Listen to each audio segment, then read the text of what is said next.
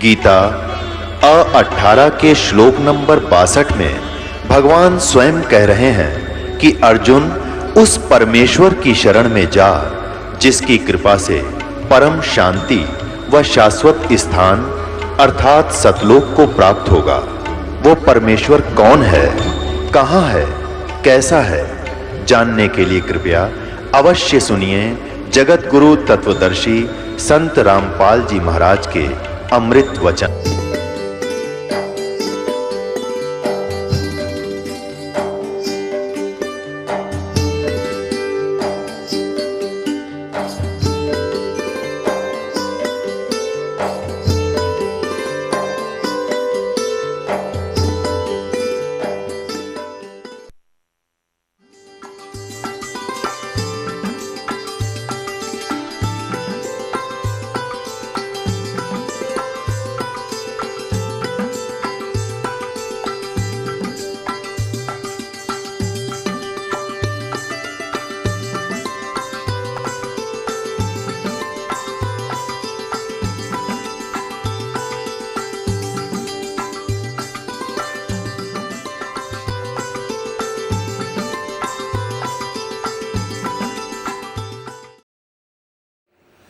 सोलह शंख कोश पर हमारा सतलोक है। ये क्या कह रहे हैं? शंखों कोश है तेरे पिया का देश।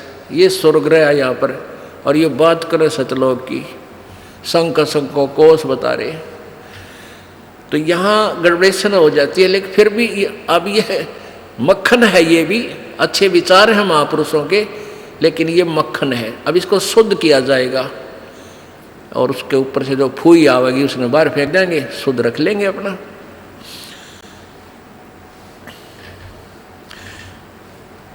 बिन सतगुर ना पाइए घर अपने की राह बिल्कुल के, और संता शरण लाग के तू सुरत शब्द समा। अब ये राधा स्वामी पंथ में एक गाटा जोड़ रहे हैं, बस सुरत शब्द का अभ्यास कर ले, सुरत शब्द का अभ्यास कर ले। और कैसे 2.5 घंटे सामने बैठे, 2.5 घंटे सुबह नो अकड़ गए। इन ना तो सुरत का बेरा ना शब्द का बेरा, और कैसे सुरत शब्द अभ्यास होता है ये भी ना पता इनको। कहते झूठा ज्ञान ध्यान कहाँ लाओ, ये बाद विदा चतुराई। थारा ज्ञान नहीं करने का, नहीं तुम कहाँ ध्यान लगाओगे। और परमेश्वर कबीर जी की वाणी है कि कह कबीर सुनो भाई साधो, ये शब्द गुरु चित चेला रे। अब जैसे गुरु और चेले का कितना प्यार, कितना एक घनिष्ठ संबंध होना चाहिए। कह कबीर तुम चरण चित राखो, जो सुई में डोरा रे। कितना बेस्ट उदाहरण दिया, एग्जाम्पल दिया भगवान ने कि गुरु और शिष्य का इतना लगाव, इतना अपनापन होना चाहिए। जैसे सुई में धागा डाल दे, वो लटकता है, सुई के साथ ही लटकता रहेगा, और नीचे मार देगा वो लकड़े को नहीं क्यों करेगी। तो ऐसे अपना लगाओ अपने सच्चे गुरु में, इत लगा लो। तो ये हुआ गुरु शिष्य का प्रेम, गुरु शिष्य का जो आपस में संबंध। जब हम यहाँ से जाएंगे तो आपकी यहाँ से मृत्यु होगी, तो आपको गुरुजी ही इतना लगाव होना चाहिए गुरुदेव में कि हमने जो कुछ नहीं चाहिए, परमात्मा गुरुजी आज्ञा पाओ मेरे। तो वो फिर ऐसे आप सीधे वहीं पहुंच जाओगे जहाँ आशा था वासा हुई। तो अब जैसे गुरु और शिष्य का ऐसे लगाव होना चाहिए जो सुई में डोरा रे। तो ऐसे कहा कि फिर शब्द गुरु चित चेला रे। जो मंत्र गुरु जी ने आपको दे दिया वो तो तेरा शब्द, और इस चित्त ने, इस मन ने उस शब्द जो मंत्र दे रखा है उसका चेला बना दे। इस मन को उस मंत्र का, इस सुरत शब्द समावे।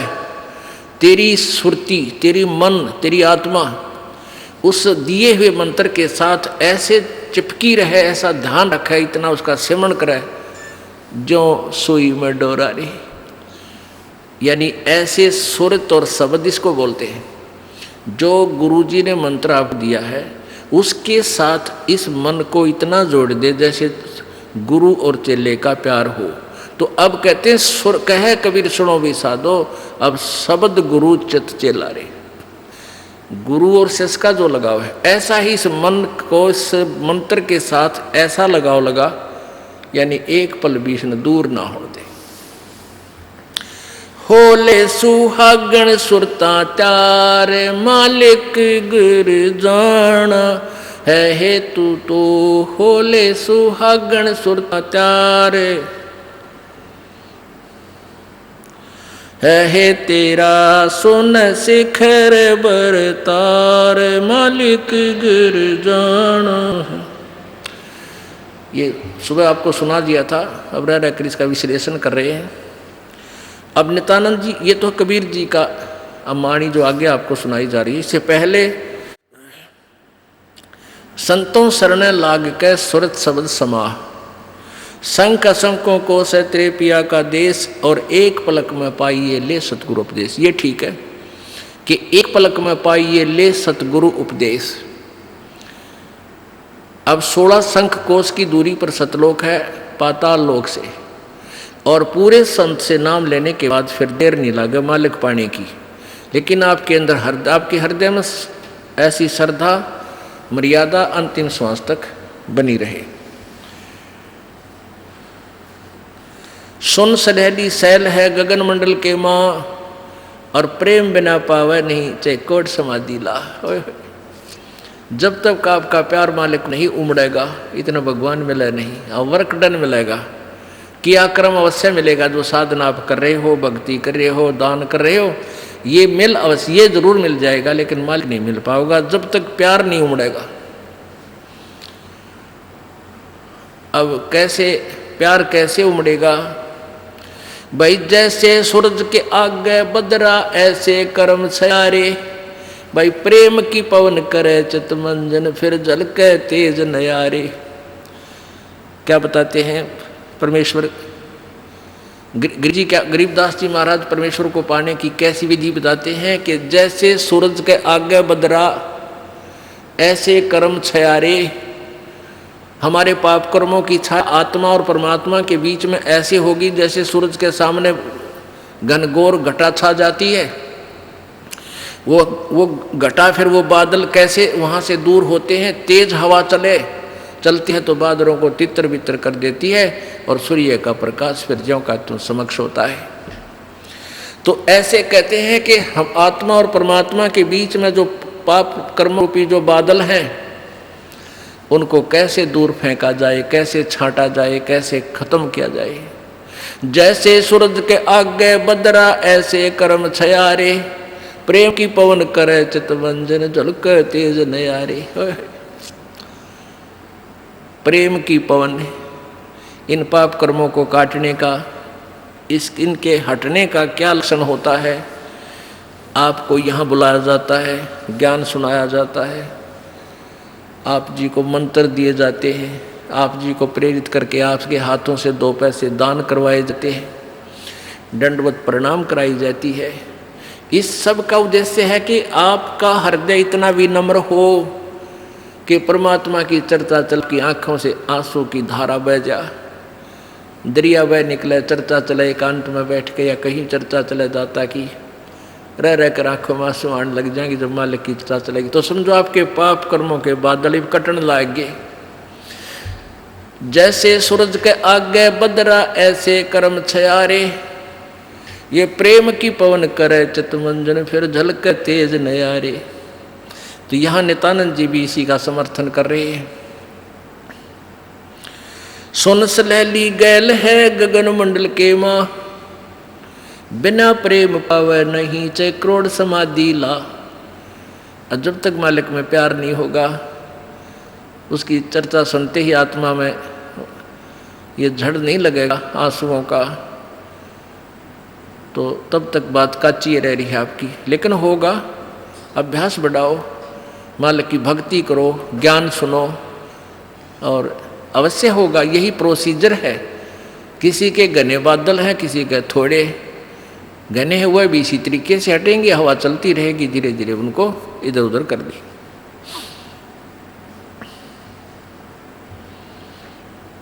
अब आपको बताया था कि जैसे नित्यानंद जी स्वर्ग सत्र के प्लेयर थे।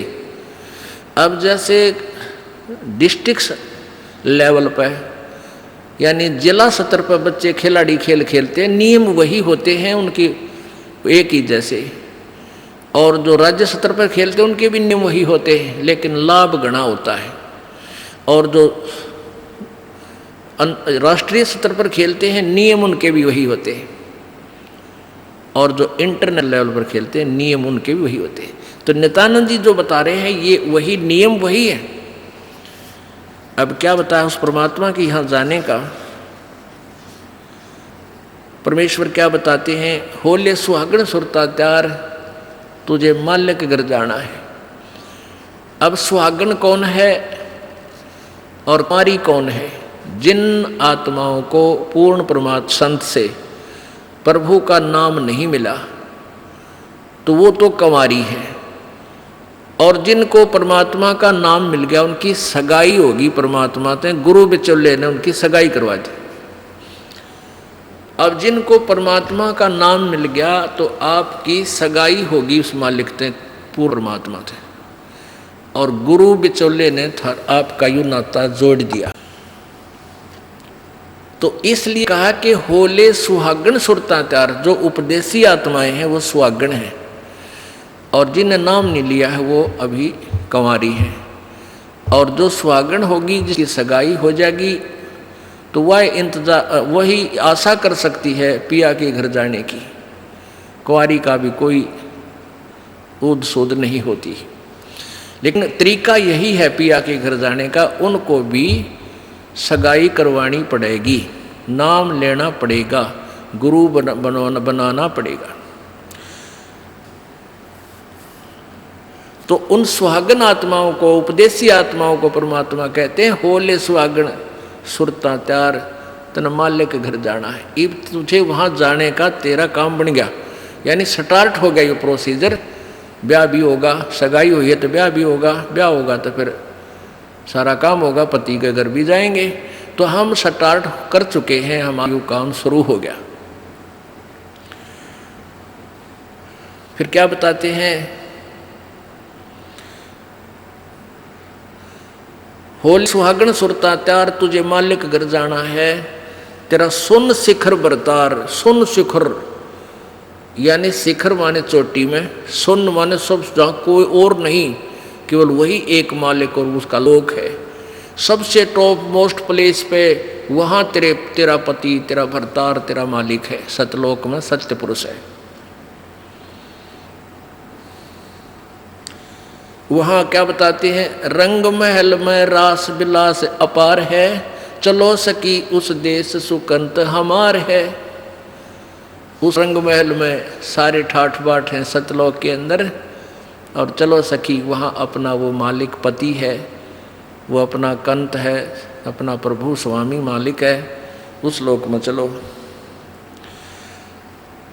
नहले धोले ओढ़ पैर लेकर 16 सिंगार, आज नहीं ते तड़के परसों तेरे आवेंगे लड़ियार। अब नहाना क्या है, धोना क्या है, इस सत्संग रूपी दरिया में, गंगा में अपने अंतःकरण के मैल साफ करे। ओढ़ पैर ले, यहाँ क्या ओढ़ना है, क्या पहनना है, कौन से आभूषण हैं कि साधु जैसा भाव आपके अंतःकरण का दिखे, भक्ता कैसे लक्षण हो, ये तरह ओढ़ना है। और शील, संतोष, विवेक, दया, भाव हैं, ये इस प्रकार के 16 तरह आभूषण हैं जो एक जैसे लड़कियां वैसे ही उदाहरण देने पड़ते हैं उन्हीं के आधार से। लड़कियां शादी जब हो जाती है तो आभूषण पहनती हैं इसलिए कि तू अपने पति को अच्छी लगेगी। तो परमात्मा हमारा पति है, वो हम उसको कैसे अच्छे लगेंगे जब हमारे ये आभूषण होंगे। नम्रता होगी, दया होगी, शील, संतोष, विवेक से हम चलेंगे, किसी की आत्मा नहीं दुखावेंगे, हैं, दान धर्म करेंगे, सेवा करेंगे, तो तब उस मालिक को हम अच्छे लगेंगे, पसंद होंगे, तब वो हमें स्वीकार करेगा। और सुमन, ध्यान, भक्ति, ये पांचों यज्ञ करके अपनी कमाई करके अपना दहेज बना ले। फिर क्या बताते हैं, आज नहीं तो तड़का परसों, या अब तेरा कभी ना कभी जाने का समय अवश्य आएगा। तेरे साथ की कितनी जाली तू क्यों लारी वार, और गुड़िया खेलत न जन्म खो दिया लाया नहीं विचार। पहले हम बालक से थे, आजकल तो वो सारा छूट गया प्रोसीजर, तो मॉडर्न सिस्टम हो गया। बालक खेल भी गेला, कंप्यूटर तो खेल रहे हैं। पहले क्या था, हम छोटे छोटे बालक थे, उस समय जैसे दहेज देते थे लड़कियों को, तो उनका के देश था, ऐसे कोई क्या करते थे, लड़की को भेजना होता था तो उसके लिए कपड़े लाते, तो उसको क्या बताया जाता था कि इसको आगे वाली इसकी जो ना सास, ननंद, पितृ और आसपास की जितनी लेना देना होता है, तो उनकी न्यों क्या करते, 40 तीड़ अग्निया की लाइयो, 40 सूट।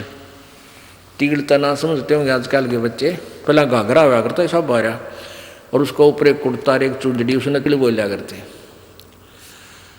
तो न्यों क्या करते, ये 40, और पहले दिखा करते उसको भेजने से पहले लड़की को, गांव की औरतें आती थी गीत गाती हुई, और वो देखा करती ये 40 तगलियाँ की हैं, ये 20 पछलियाँ की हैं, ये फलानियाँ की हैं, ये छोरी के हैं, ये दूसरे ससुरे की हैं। तो ऐसे बताते थे। तो वो छोटी लड़कियाँ होती थी ना, छोटी छोटी, पहले स्कूल स्काल कोई जाता नहीं था, वो अपने में टाइम पास कराया करती, कहता गोबर बिटोड़ा करती ना। फिर वो छोटी होती तो क्या करती थी, वो छोटे छोटे टुकड़े कपड़े सिलने के बाद दर्जियों पास हो जाते थे, उन इकट्ठे कर लेती और उनके ऐसी सतह बनता करके, और 40 तन्यारी गिनकर दगाल लेती, एक गठड़ी बांध कर उसमें, और 20 न्यारी धर लेती, न्यों का, और एक गुड़िया बना लेती, एक खिलौना बना लेती, एक गुड़िया सी खिलौने की स्त्री सी, और उस गुड़िया ने फिर गेला गुड़िया ने बांध देती गिठड़ी में, ये इसकी तीड़ अगलियाँ की, ये पछलियाँ की, और वो होते ही जिन्हें चीथड़े कपड़े टुकड़े से, और उनमें तो दूसरा कोई भाई या बहन उसी के लेवल का, 1-2 साल बड़ा छोटा, और एक आधा टुकड़ा निकाल लेता ना उसकी तीड़ मत है, उस गठड़ी मत है, वो पोटली बांध रही थी वह, तो वह रोन लग जाती वह लड़की, अरे मेरी तीड़ काट ली, 5 पीटर रोवर रोटी नहीं खावे, और ओढ़ चीथड़े ने वह तीड़ बांध रही, वो सूट बांध रही पूरा, तो बालक थी। और जब उस बेटी वाली लड़की बड़ी हो जाती है, युवा हो जाती है, और फिर उसका ब्याह हो जाता है, उसका शादी हो जाती है, विवाह हो जाता है, फिर उसको वो ओरिजिनल तिल मिल रहा है, वास्तविक तिल मिल रहे हैं, उसने वो सूट मिल लेंगे 10-20 जो अभी उसके होते थे, तो फिर वह गुड़िया लाना खेला है, क्योंकि वह सयानी होगी, वो मैच्योर होगी। तो पुण्यात्माओं, परमात्मा हमें क्या बताना चाहते हैं कि तुम यहाँ जो बेटा बेटी कार कोठी संपत्ति जोड़ने में जो तुम खेल खेल रहे हो, ये गुड़िया वाला खेल है। और जब आप इतने मैच्योर हो जाओगे, आपका ज्ञान इतना स्वस्थ हो जाएगा, आपको ये पता लग जाएगा कि ये सब नकली सांग है, झूठा सुख है, अस्थायी टेम्परेरी रिलेशन है हमारा यहाँ पर, और हमारा स्थान सतलोक में है। तो फिर आप इन गुड्डा गुड़िया के खेलने की फिर इच्छा नहीं कर सकते, सपने में भी नहीं कर सकते। अब जवान लड़की जब उसका ब्याह हो गया और उसके बाद वो ओरिजिनल सूट उसने मिले हैं, फिर उसने वह खेल कर दिखा दे गुड़िया गिला, कदे नहीं खेल सकती। तो आपको जब ये रह कर ये ज्ञान इसलिए सुनाया जाता कि आपका इन गुड्डा गुड़िया के खेल से मन हट जा, आप इतने मैच्योर हो जाओ, आपको वास्तविकता का पता लग जावे।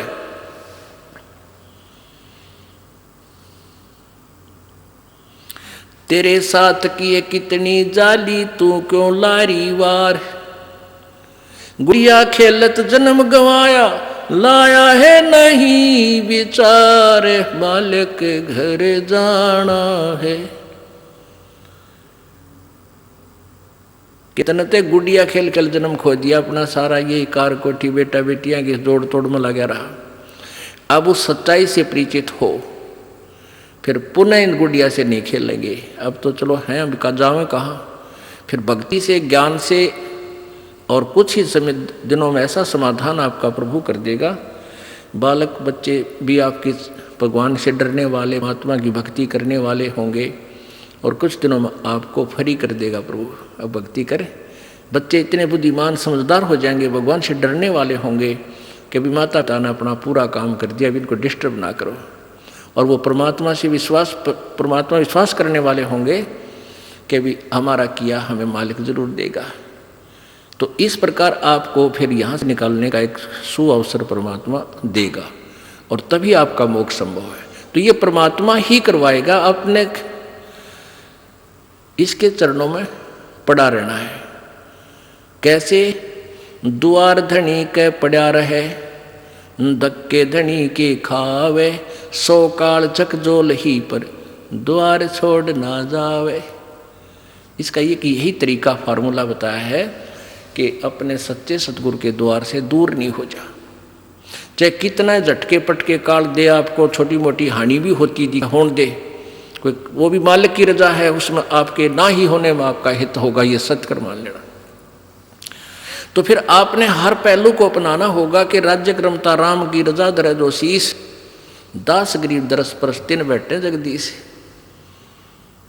कच्चा हीरा कृच हुए नहीं सह गण भार, और ऐसा मन ये हो रहा वहां लिख ले करता रहे। एक हीरे की परख करने का क्या तरीका बताया है? ऐरण के ऊपर एक लोहे का ऐसा थंब बसा हुआ धरती में गाड़ रखा हो, इतना ऊपर, वो 8 बाई 8 इंच चौड़ा उसका ऊपर का सरफेस होता है और ऊपर तक घन इतना बारा 2 दड़ी पक्के का लोहे का डंडे में पर, और उसको न्यू मारा करें। ऐरण के ऊपर लोहे के उस ऐरण पर रखकर लोहे के उस पटड़े से पर हीरा रख दिया जाता है और ऊपर से घन ठोका जाता है और हीरे का निशान भी नहीं होता, वो पक्का है। और जब वो कच्चा है तो क्रच हो जाएगा, उसमें निशान पड़ जाएगा, टूट फूट जाएगा। तो कहते हैं परमात्मा तुम्हारा वहाँ ऐसे परीक्षा लेगा, आपको यहाँ से पार करने के लिए ऐसे घण मार के देखेगा। कच्चा हीरा कर्च हुए नहीं सह घण भार, नहीं सह घण मार, और ऐसा मन यू हो रहे जहां फिर लेखा ले करता रहे। तो परमात्मा बताते हैं कि समझा है तो शर दर पाओ, बहुर नहीं रे ऐसा दाओ। बोलो सतगुरुदेव। राम नाम रटते रहो जब तक घट में प्राणे, कभू तो दीन दयाल के बिनक पड़ेगी कान।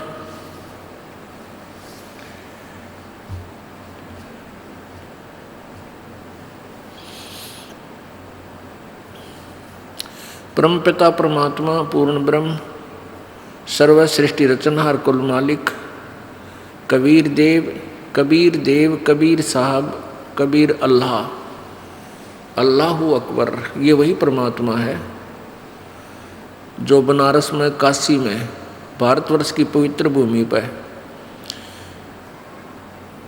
120 वर्ष तक रह करके अपने तत्व ज्ञान का प्रचार किया और एक जुलाहे की भूमिका की, और साथ में वो परमात्मा पूर्ण ब्रह्म है और एक तत्वदर्शी संत का रोल भी किया। यथार्थ ज्ञान का प्रचार करने के लिए वो परमेश्वर सतलोक से चल कर आते हैं अपने निज स्थान तक। वो परमात्मा हमें याद दिलाते हैं कि तुम यहाँ के रहने वाले नहीं हो और तुम भूल चुके हो अपने निज स्थान को, जहाँ तुम रहते थे वहाँ तुम बहुत सुखी थे, या कोई सुख नाम की वस्तु तुम्हें नहीं है। प्रत्येक प्राणी सुख की खोज में लगा हुआ है। कोई तो जिसके संतान नहीं है वो सोचता है कि मेरा संतान हो जाए मैं सुखी हो जाऊंगा। जो निर्धन है वो सोचता है मैं धनवान हो जाऊं मैं सुखी हो जाऊंगा। कोई व्यक्ति है जिसके पास थोड़ा बहुत धन है वो सोचता है कि मैं कोई एमएलए मंत्री बन जाऊं मेरी मौज हो जाएगी। एमएलए मंत्री बनने के बाद उसकी नीयत बन जाती है कि मुख्यमंत्री बन जाऊं, शायद मेरे ठाठ हो जाएंगे, मौज हो जाएगी, सुख होगा। वहाँ भी उसको सुख नहीं। फिर उसकी नीयत बनती है कि प्रधानमंत्री बनूं, शायद तब मेरी मौज होएगी। लेकिन यह सुख नाम की चीज किसी को नहीं है। प्रत्येक प्राणी पीड़ित है। ऊपर से हमें ऐसा लगता है जैसे ये सुखी है, लेकिन अंदर से उसको घुन की तरह टेंशन खा रही होती है। अब सतलोक के जो हम जहाँ से हम आए थे उस स्थान का भेद हमारे को किसी ने नहीं दिया, क्योंकि काल भगवान जिसके लोक में हम फंसे पड़े हैं, इसने हमें बंदी बना करके यहाँ रोक रखा है, हमारी दुर्गति कर रखी है। अब जिस लोक के हम रहने वाले हैं उस देश का वो मालिक आता है, हमारा पिता आता है, जो हम गलती से इस काल के जाल में फंसे हुए उनको समझाता है कि तुम्हारा मूल ठिकाना नहीं है। तुम्हें क्यों नहीं पता लगा? पीछे गए ना आगे गए ना बावड़े, रहते भी सब जहां, बिन साहिब की बंदगी कहीं ठोर ठिकाना ना। परमात्मा कहते हैं भाई पहले जो चले गए तुम्हें छोड़कर, वो काल ने भ्रमित कर दिए, कहीं के कहीं पटक दिए ठाकर, वो तो वापस आए नहीं। यूँ बताने के लिए आगे बहुत बुरी दुर्गति है, और जो रह रहे हैं शेष ये भी चले जाएंगे, ये भी मर जाएंगे। साथी हमारे चले गए हम भी चालन हारे, कोई कागज में बाकी रह रही तात लगी है वार। अब यह इतने दुखी हैं हम, जिसकी मृत्यु होगी उसको तो हम सोच लेते हैं मर गया भाई मर गया, कोई बात नहीं, इसका अंतिम संस्कार करो और क्रिया करके फारिग हो गए। शेष बचे हुए ये सोचते हैं हम अभी नहीं मरेंगे। परमात्मा कहते हैं विचार करो, जैसे वो चले गए वो भी यही सोचे हुए थे हम अभी नहीं मरेंगे। साथी हमारे चले गए और हम भी चालनहार। परमेश्वर अपने ऊपर ही ये सब उदाहरण दे करके हमें समझाना चाहता है। और कोई कागज में बाकी रह रही तात लागरी वार, अभी तेरे सांस शेष हैं प्रभु के कागजों में, इसलिए तू शेष बचा है। जिस दिन वो कागज पूरे हो जाएंगे, 1 सेकंड ना घर वाले रखें और तो रखेगा कौन? तो क्या बताते हैं कि आगे गए ना बावड़े, बावड़े माने वापस नहीं आए, और रहते भी सब जहां, और बिन परमेश्वर की बंदगी की तो ठोर ठिकाना ना। आज आपने अपना घर, अपना देश, अपने बच्चे अपना ठिकाना मान रखा है कि हम यहाँ रहते हैं, ये हमारा ठिकाना है, और कल मृत्यु हो जाती है। कहाँ गए? पुण्यकर्मी स्वर्ग में, पाप किए हैं फिर स्वर्ग में जब पुण्य समाप्त हो जाएंगे फिर नरक में, और जब नरक वो पाप नरक के जितने भोगने हैं वो भोग पूरे हो जाएंगे, समाप्त हो जाएंगे, फिर पृथ्वी पर गधे की योनि में, गधे की योनि का संस्कार पूरा हुआ, फिर कुत्ते की योनि में, कुत्ते का पूरा हुआ, फिर दूसरे की योनि में।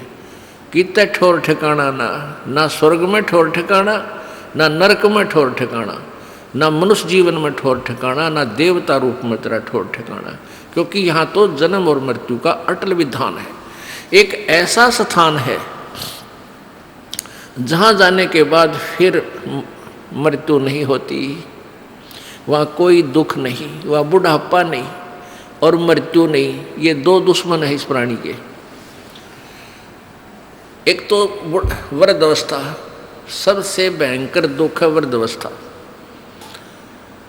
अब कोई रोग हो गया, उसका ट्रीटमेंट हो जा, इलाज है। इस वृद्धावस्था का कोई इलाज नहीं। इसका इलाज है लेकिन ये प्रोसीजर लंबा है। परमात्मा के चरणों में आवे, पूर्ण ब्रह्म की साधना करे, परम संत से लेकर आखिरी सांस तक सच्चे दिल तो भक्ति करें तो बुढ़ापे में आने वाली आपदाएं बहुत हल्की हो जाएंगी, बहुत फर्क पड़ जाएगा।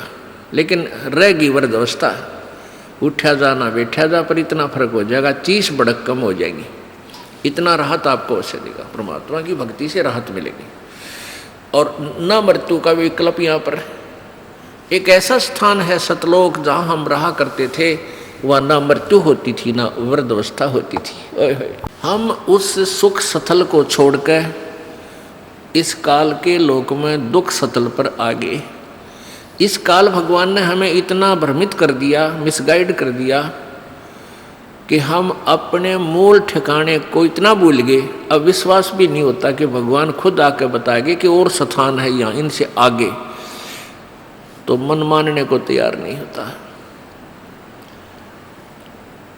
काल यही चाहता है कि ये भूल जाओ उस भगवान को, कहीं ये यहाँ से निकल ना जावे, क्योंकि काल भगवान जो यहाँ का मालिक है, ब्रह्म, जिसको ज्योति निरंजन भी कहते हैं, उसको श्राप लगा हुआ है। 1 लाख मानव शरीरधारी प्राणियों का नित्य आहार करता है, इसलिए उसने ये अपने खाने के लिए अपने तीनों पुत्रों से, रजगुण ब्रह्मा से, सतगुण विष्णु से, तमगुण शिव जी से, इनसे यहाँ व्यवस्थित किया हुआ है, अपना यू बाग लगा रखा है। रजगुण ब्रह्मा के प्रभाव से सभी प्राणी संतान उत्पत्ति करते हैं, विवत्सय बाई फोर्स करवाता है। और सतगुण विष्णु जी के प्रभाव से एक दूसरे में मोह ममता इतनी जकड़ दी जाती है, जीव के बस का नहीं। और तमगुण शिव जी हमारा संहार कर देता है। तो ये काल भगवान नहीं चाहता कि कोई प्राणी परमात्मा के बारे में जान सके, भ्रमित ज्ञान करवाता है, अपने दूत संत भेज के उल्टा ज्ञान की कथा सुनवाता है, पूरे समाज को शास्त्र विरुद्ध ज्ञान से रंगवा देता है। परमेश्वर स्वयं आते हैं और अपने तत्व ज्ञान का वो प्रचार स्वयं ही करते हैं, अपनी महिमा आप बताते हैं, अपने सतलोक के विषय में जानकारी देते हैं। उस सतलोक में हमें कितना सुख है। शंखों लहर मेहर की उपजे, कहर नहीं जा कोई, दास गरीब अचल अविनाशी, सुख का सागर सोई। शंखों लहर मेहर की उपजे और कहर नहीं जा कोई। ओए होए, दास गरीब अचल अविनाशी, सुख का सागर सोई। अब कभी कभी एकांत में अकेले बैठे हों, एक बार एक ऐसी हिलोर उठती है आत्मा में, इतना आनंद आता है उस समय कि कोई भी दुश्मन शत्रु नहीं लगता, कोई बुरा नहीं लगता, सब अपने से लगते हैं। और वो आनंद एक विशेष आनंद होता है। वो कुछ ही क्षणों के लिए रहती है, फिर तुरंत चली जाती है, फिर कोशिश करने से भी सेट नहीं हो पाते हैं। उसके जाते ही फिर कहर की लहर शुरू हो जाती है, उसको ऐसे कर दूंगा, उसको ऐसे कर दूंगा, उसने मेरी हानि कर दी। भाई लड़की नहीं ब्याही गई, किसी की बेटी की ब्याह हो गया तो बेटी के बालक ना होए, भगवान क्या होगा, कहीं वो छोड़ ना दें। और इसी प्रकार ना जाने बिना गिनती की टेंशन और वो कहर की लहर प्रारंभ हो जाती है। परमात्मा कहते हैं उस सतलोक के अंदर, गरीबदास साहिब जी बता रहे हैं, आंखों देखा कबीर परमेश्वर की कृपा से गरीबदास जी महाराज जी ने सतलोक के दर्शन किए थे और परमात्मा को देखा था। उन्होंने आकर बताया था कि हम सुल्तानी नानक तारे दादू को उपदेश दिया, जाति जुलाहा भेद न पाया वो काशी माए कबीर हुआ। वही गरीबदास साहिब जी आंखों देखा हाल बता रहे हैं कि शंखों लहर मेहर की उपजे, कहर नहीं जा कोई, और दास गरीब अचल अविनाशी, सुख का सागर सोई। वो सुख का सागर है। अब पुण्यात्माओं, सत्संग ज्ञान से ज्ञान होता है। पहले हमने अज्ञान सुना था, वो अज्ञान सेट हो गया हमारे हृदय में, वो सच्चा मान लिया हमने। अब इस तत्व ज्ञान को सुनोगे रह रह कर, ये भी आपको कुछ दिनों में सेट हो जाएगा और ये सत्य है, ये सत्य ही सत्य महसूस होगा। पहले असत्य को हम सत्य मान बैठे थे, तो इस ज्ञान से ही आपको ये ज्ञान होगा। अब मृत्यु तो एक दिन होनी है और इसका कोई फिक्स भी कोई नहीं, अंदाजा ला रखा हमने कि भाई 100 वर्ष तक आदमी व्यक्ति मानव शरीर रह सकता है, लेकिन ये 60-70 वर्ष के बाद तक ये शरीर भी जान का झाड़ हो जाएगा। वो जीवो चाहे ना जीवो 70 साल बाद चलो, वो तो ठीक है, लालच छूटा कोई ना, मरा जाता कोई नहीं, जीव प्यारा सब ने लगे है, चाहे 100 वर्ष का भी हो गया, नहीं सोचा और जी जाऊं। तो ऐसी भावना क्यों है हमारे अंदर? क्योंकि हम ऐसे लोक में रहा करते थे, वहां मृत्यु नहीं होती थी और वो आत्मा को आज भी खटक रही है, भाई मरना नहीं चाहिए। हम सतलोक में रहते थे, वह मृत्यु नहीं होती थी। तो इसलिए अब भी इस आत्मा को न्यू लगा है, ये क्यों मर गए, हम क्यों मर रहे हैं, ये मरना नहीं चाहिए। तो ये बीमारी तो, इसका विकल्प तो यहाँ है ही नहीं, यहाँ तो हार्ड एंड फास्ट रूल है, अटल नियम है यहाँ का, जो जन्मा सो मृत्यु होगी, मृत्यु होगी उसका जन्म जरूर होगा। और सतलोक में ये नियम है कि वहाँ पुनर्जन्म नहीं है, वहाँ वृद्ध अवस्था नहीं है, युवा शरीर रहेगा, सदा युवा शरीर रहेगा, किसी चीज़ का अभाव नहीं, कोई वहाँ काम नहीं, और ये हार्ड चाम का शरीर नहीं। पुण्यात्माओं, ज्ञान से ही ज्ञान होता है, सुनने से ही ज्ञान होता है, सत्संग से आपको प्रेरणा मिलती है कि हम अपनी मृत्यु तो होनी ही है, अवश्य होनी है।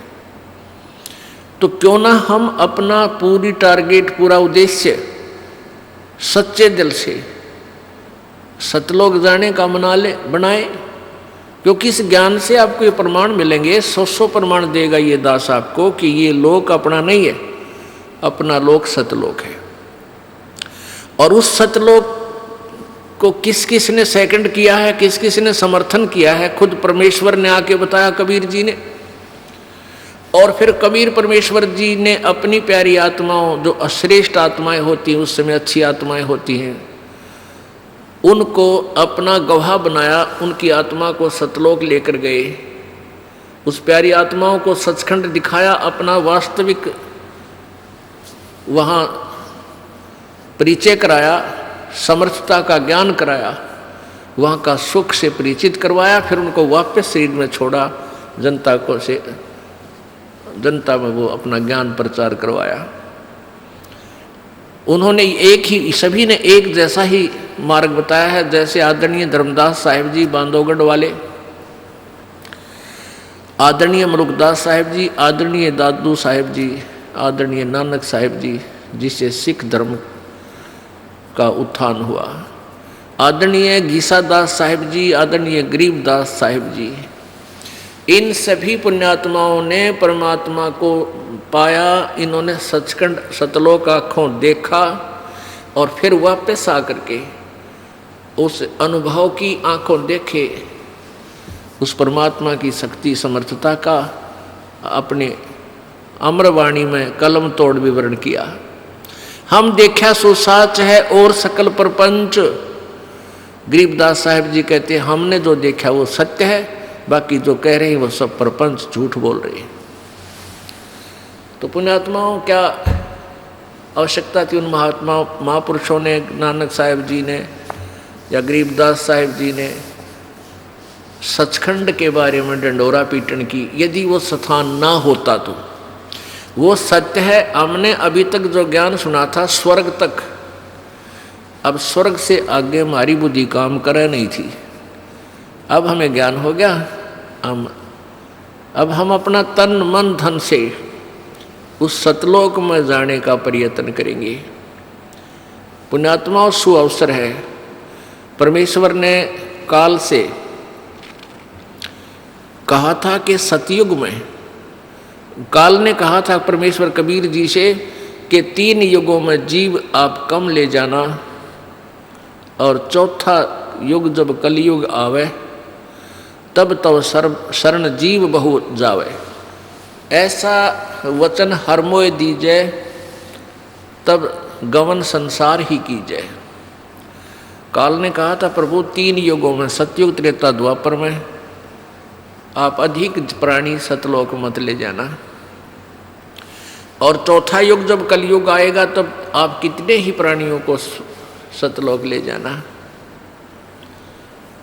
तो परमात्मा ने कहा ठीक है तथास्तु।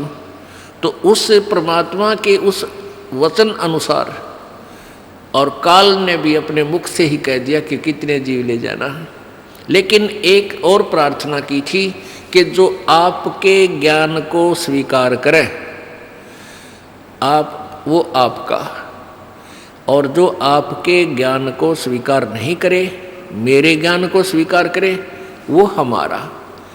आप उसको बाई फोर्स मत ले जाना, अपना ज्ञान दे करके अपना बनाना।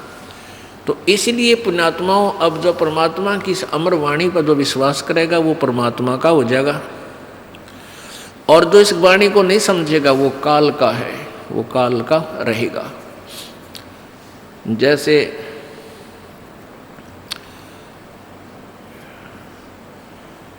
ये कोयल होती है, कोयल ये अपना अलग घोंसला बना के अपने अंडे उत्पन्न नहीं करती, क्योंकि ये कौवे जो होते हैं कोयल के अंडों को खा जाते हैं। वो क्या बुद्धिमत्ता करती है कि मादा कौवी जो होती है, मादा कौवा कौवी, वो जहाँ भी उसने अंडे उत्पन्न कर रखे होते हैं घोंसले में, जब वो कहीं इधर उधर चुग्गा चुगने जाती है, आहार के लिए बाहर जाती है, तो मादा कोयल तुरंत वहाँ जा कर के अंडे उत्पन्न कर देती है। 2 उस कौवी के होते हैं, कौवे के अंडे होते हैं, और 2 कोयल के। अब वो कौवी वापस आती है, वो देखती है 4 अंडे हैं, वो पहचान नहीं पाती है मेरे कौन से हैं, इसलिए वो चारों की परवरिश कर देती है, उनको से करके मैच्योर बना देती है, बच्चे निकाल देती है। अब कोयल और काग के बच्चों में कोई अंतर नहीं होता जब तक वो छोटे होते हैं। अब वो मादा जो कोयल होती है वो देखती रहती है कि तेरे बच्चे इस घोंसले में हैं और इन चरवा मत हैं, वो भी नहीं पहचान पाती है कि मेरे कौन से हैं। जब वो बच्चे कुछ उड़ने लग जाते हैं, दूर दूर तक उड़कर वापस आते हैं, वो देख लेती है कि अब ये सैर सपट्टा करने लायक गए, तो फिर वो दूर वृक्ष पर बैठ गए अपनी बोली बोलती है, कुहू कुहू कुहू। जो कोयल वाले बच्चे होते हैं वो अपनी माँ की बोली को पहचान जाते हैं, वो ऐसे ऐसे करते हैं। और कौवे वाले का बामा भी कोनी, वो तो बेड़ा के बीन बजाई जा रही है। अब काग वालों के बच्चों, काग वाले बच्चों के उस वाणी का प्रभाव नहीं हो रहा, और कोयल वालों का हो गया। उन्होंने देखा कि ये आवाज़ उधर से आ रही है, तो वो कोयल वाले बच्चे उड़कर उस आवाज़ की तरफ चल पड़ते हैं, और कोयल फिर उड़कर कुहू कुहू करती हुई आगे को चल पड़ती है। पीछे उसके पीछे कौवी भागती है कि मेरे बच्चे गए। अब पीछे से कौवी भी उड़ती है उस अपने बच्चों को के पीछे कि मेरे बच्चे गए। वो कोयल बोलती हुई दूर तक चली जाती है, वो बच्चे भी उस कोयल की आवाज़ सुनकर उसके पीछे पीछे दूर तक चले जाते हैं। वो कौवी वापस आ जाती है कि ये तो गए सो गए, कहीं उन मेरे दूसरे बच्चों को कोई हानि ना पहुंचा दे। वो पीछा छोड़ देती है और वापस आ जाती है। पुण्यात्माओं, इस परमेश्वर की वाणी को काग वाले यानी काल वाले नहीं समझेंगे। ये तो परमेश्वर के बच्चे, कोयल वाले बच्चे इसको तुरंत समझ जाएंगे। उनको अग्रम मग्रम नहीं हो सकती, क्योंकि इतने प्रमाण दास दे देगा, इस मन पापी को गुंजाइश नहीं रहेगी बकवाद करने की। और फिर भी नहीं कोई मानता है तो वो कोयल का नहीं, परमात्मा का नहीं, वो तो कौवे का है, काल के ही जाल में धक्के खान का है। शंखों लहर बिहर की उपजे और कहर नहीं जा कोई, दास गरीब अचल अविनाशी वह सुख का सागर सोई। गीता जी अध्याय नंबर 15 के श्लोक नंबर 1 से लेकर 4 में इनमें बताया गया है कि ये उल्टा लटका हुआ संसार रूपी वृक्ष है। ऊपर को मूल मालिक वो परम जीव पुरुष यानी परम अक्षर ब्रह्म तो समझो इस संसार रूपी वृक्ष की मूल है। मूल माने जड़, वृक्ष की जड़ें और तना और नीचे को तीनों गुण रूपी शाखा हैं। 15वें अध्याय के प्रथम श्लोक में बताया है कि इस उल्टे लटके हुए संसार रूपी वृक्ष के पत्तों सहित और शाखा सहित ऊर्ध्व मूलम अधः शाखम, ऊपर को जड़ और नीचे को शाखा वाला ये संसार रूपी पीपल का वृक्ष जानो।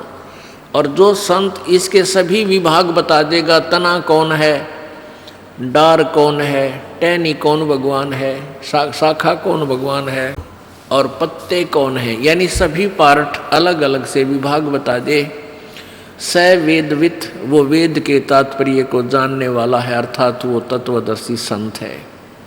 गीता जी अध्याय नंबर 4 के श्लोक नंबर 32 में कहा है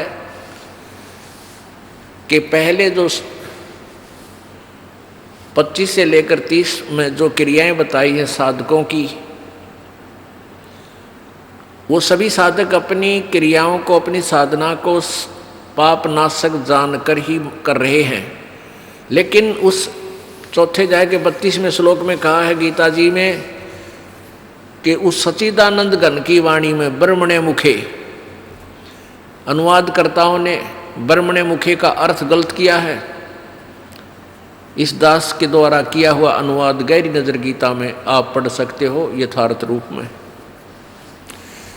सच्चिदानंद घन की वाणी उन्होंने वेद की वाणी लिख दिया ब्रह्मणे मुखे। ब्रह्मणे माने वेद लिख दिया, नहीं, ब्रह्मणे माने सच्चिदानंद घन परमेश्वर यानी परम अक्षर ब्रह्म पूर्ण परमात्मा कबीर वाणी, कबीर जी की वाणी में विस्तार से कहे गए हैं। उनको चौथे अध्याय के 34वें श्लोक में कहा कि उस ज्ञान को जो परमेश्वर की वाणी में, जो गीता और वेदों से भिन्न है, एक्स्ट्रा है, अलग है, उस तत्व ज्ञान को तू तत्वदर्शी संतों के पास जाकर समझ, उनको दंडवत प्रणाम करने से और कपट छोड़ कर प्रसन्न करने से वो तत्वदर्शी संत आपको भेद बताएंगे। वो तत्वदर्शी संत कैसा होगा उसकी पहचान बताई है 15वें अध्याय के प्रथम श्लोक में कि जो इस उल्टे लटके हुए संसार रूपी वृक्ष के सभी पार्ट बता दे, न्यारे न्यारे, सवेदवित, वह वेद के तात्पर्य को जानने वाला, अर्थात वो तत्वदर्शी संत है। वो तत्वदर्शी संत की भूमिका परमेश्वर ने स्वयं ही की है। आप आरती, आप साजे, आप किंगर, आप बाजे, आप ताल, झांझ झनकारा, आप नचे, आप देखनारा, कह कबीर ऐसी आरती गाऊं, आप मध्य आप समाऊं। वो परमात्मा ने स्वयं ही रोल किया है, स्वयं एक दास का रोल किया है। एक गरीब व्यक्ति बनकर राम रटत दारिद्र भलो, टूटी घर की छान, वो सुंदर महल किस काम के जहाँ भक्ति नहीं भगवान। तो परमात्मा ने गरीब से गरीब, पुअर, निर्धन की भूमिका की कि कहीं कोई किसी का वहम रह जावे कि भाई परमात्मा प्राप्ति तो धनी लोग ही कर सकते हैं, क्योंकि वो भंडारे भी कर सकते हैं, वो धर्मशाला भी बनवा सकते हैं। पुण्यात्माओं, धनी और निर्धन सभी परमात्मा पा सकते हैं, लेकिन संत पूरा हो, उनकी नीयत साबित हो, श्रद्धा पूरी हो, आजीवन मर्यादा में रहे, दोनों पार होंगे। तो परमात्मा ने आप पे आके बताया अपना सारा ज्ञान। स्वयं एक गरीब बनकर कहा कि देखो मैं कितना गरीब हूँ, और जुलाहा जाति में, क्योंकि जब परमेश्वर आए ये छुआछूत की आग घनी लगी हुई थी, चरम सीमा प्रति छुआछूत, इन शूद्र वर्ण के व्यक्तियों से ये ब्राह्मण लोग विशेषकर 10 कदम दूर रहा करते थे और कहते थे ये भक्ति के योग्य नहीं है। परमात्मा ने यही हमारी भ्रमणा तोड़ी थी कि परमात्मा की दृष्टि में सभी आत्मा एक हैं। ये वर्ण और जाति और धर्म तुम बना बैठे भगवान के दरबार में, ना वर्ण है, ना जाति है, ना कोई धर्म है। अलग से धर्म नहीं है, एक ही धर्म है, मानव धर्म। जिसके अंदर इंसानियत है वो धार्मिक व्यक्ति है, अन्यथा नहीं है।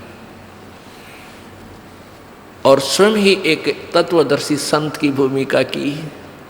उस समय के सभी विद्वानों को मालिक ने छक्के छुड़ा दिए थे, लेकिन वह कर्म ठोक मान्य नहीं। वो संस्कृत भाषा जानते थे, समाज अशिक्षित था, इसलिए उन नकलियों का दाव लगा रहा कि कबीर झूठ बोलता है, कबीर जी झूठ बोलते हैं, ये वेदों और शास्त्रों को नहीं पढ़ सकते क्योंकि ये अशिक्षित है। यजुर्वेद अध्याय नंबर 40 के श्लोक नंबर 10 से 13 तक 2 बार प्रमाण दिया है कि वेद ज्ञानदाता ब्रह्म बोल रहा है कि परमात्मा के विषय में विशेष जानकारी वो तत्वदर्शी संत बताएगा, उससे पूछो। इससे सिद्ध है कि वेद ज्ञान से भी अलग कोई और ज्ञान है। उसमें यह भी कहा है कि कोई तो जिसने अक्षर ज्ञान हो गया उसको विद्वान कह देते हैं। किसी ने MA BA कर ली, विद्वान कहला दिया किसी एक लैंग्वेज में या 2 लैंग्वेज में। और जो शिक्षित नहीं है उसको अविद्वान कह देते हो। नहीं, विद्वान और अविद्वान की परिभाषा भी वो तत्वदर्शी संत बता होगा। विद्वान किसे कहते? तो कबीर परमेश्वर जी विद्वान थे, वो संस्कृत की भाषा जानने वाले विद्वान कहलाते थे। वो विद्वान नहीं थे क्योंकि उनको अपने संत ग्रंथों का ज्ञान नहीं था, ना वो वेदों से परिचित थे, ना वो पुराणों से परिचित थे, जिनकी ओट में डंडोरा पीटा करते। तो परमात्मा ने स्वयं ही आकर बताया, तत्व ज्ञान अपनी महिमा आप पर बताई। अक्षर पुरुष एक पेड़ है, निरंजन वा की डार, ये तीनों देवा शाखा है, भाई पात रूप संसार। परमेश्वर ने स्वयं आकर बताई अपनी महिमा, अपने द्वारा रची सृष्टि का ज्ञान वो स्वयं ही बताते हैं, और को नहीं मालूम बिल्कुल भी। ये अक्षर पुरुष एक पेड़ है, जो जमीन से बाहर नजर आता है उसको पेड़ बोलते हैं। ये समझो एक पेड़ है,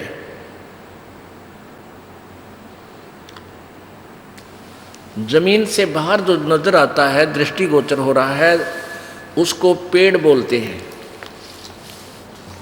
तो ये एक पेड़ है। परमात्मा ने क्या बताया है कि अक्षर पुरुष, ये अक्षर पुरुष तना जो है,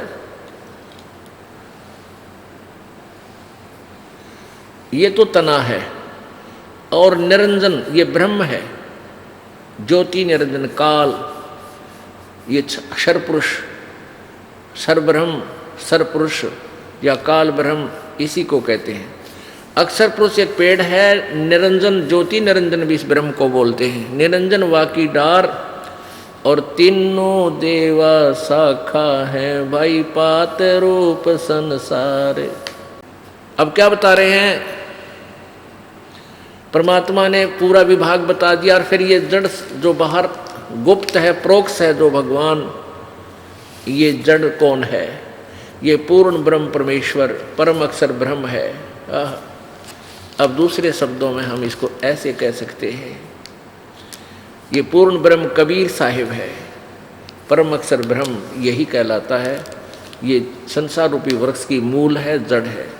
अब इस जड़ से खुराक चलती है, तना में आती है, तना से डार में, डार से टहनियों में, शाखाओं में, शाखाओं से फिर पत्तों में। हम यहाँ पात रूप संसार।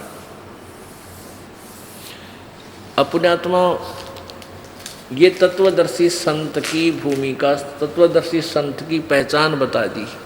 परमेश्वर यानी गीता बता रही है, गीता जी में ये विवरण है कि तत्वदर्शी संत वो होगा, 15वें अध्याय के प्रथम श्लोक में गीता जी में, जो उल्टे लटके हुए संसार रूपी वृक्ष के पूरे विभागों सहित बता देगा, वो तत्वदर्शी संत है। अपने आत्मा, कई अनजान व्यक्ति क्या कहते हैं कि हमारे भक्तों को उल्हाना देते हैं कि तुम्हारे गुरुजी ब्रह्मा विष्णु महेश को सत्कार नहीं देते हैं, उनको छोटा बताते हैं, उनका पूजा को मना करते हैं। पुण्यात्माओं, जब तक वो ज्ञान नहीं सुनते तब तक ऐसा बोल रहे हैं। जिस दिन इस ज्ञान से परिचित हो जाएंगे ये दास क्या बताना चाहता है, दांतों तले उंगली दबाएंगे और पछताएंगे अपने उन बोले हुए वचनों पे।